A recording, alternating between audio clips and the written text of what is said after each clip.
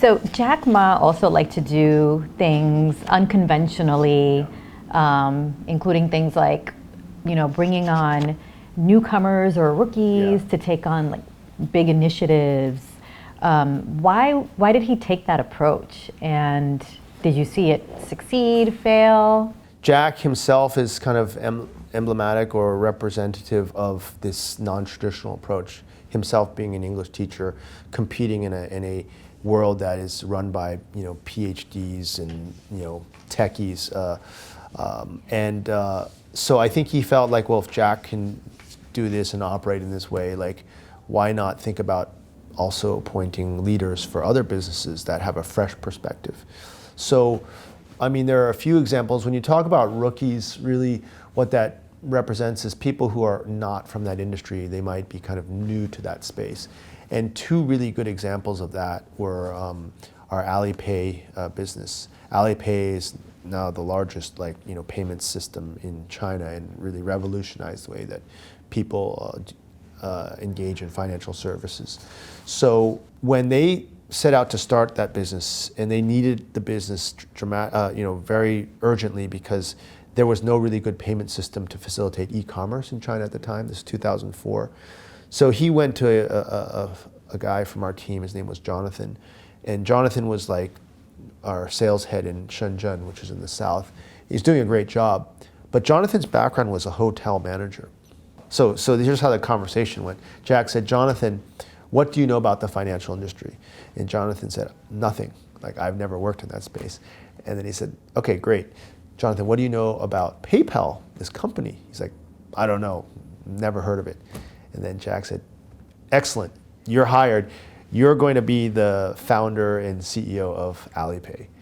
And most people would be thinking that's absurd. Like, you definitely want to get someone who either has a banking background or at least is familiar with PayPal or the internet payment systems that are coming out.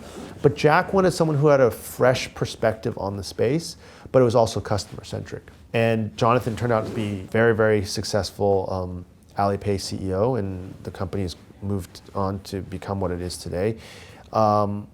Jack made the same sort of decision for our logistics data network called Cainiao. He approached a woman named Judy Tong, who actually started out as a company secretary and then moved her way up in terms of managing the administration part of the business. But she'd never worked in logistics.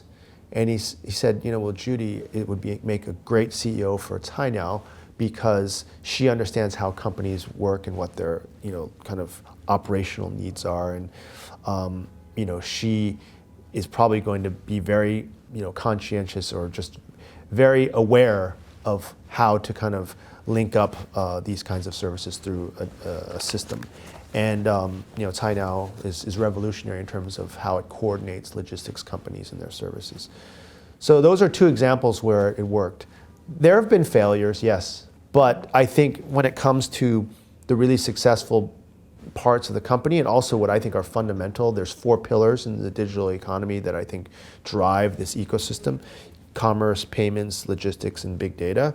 2 of those, well, you can say 3 of those 4 were started by non-industry insiders. Yeah, that's fascinating. So he made the right picks. So he had a knack for kind of absolutely seeing what skill sets people might have, even if they might not be in those positions. I think that was one of Jack's greatest skills, is understanding people and their strengths and weaknesses. Yeah. And if I could go back to the Taoist concept of this kind of embracing the contradictions, I would say Jack's greatest weakness was his greatest strength. And what I mean by that is, Jack didn't have the technical background. He didn't have like the hardcore finance background. He didn't even go to business school. But what he did understand were people and relationships and how to connect and how to nurture. And that is how he brought together a team of very skilled, but also very passionate people, that came for the same purpose and objectives that he set for the company, and he brought them together and allowed them to thrive. And I think that that's the amazing story about Alibaba is how this one individual was able to create this phenomenon.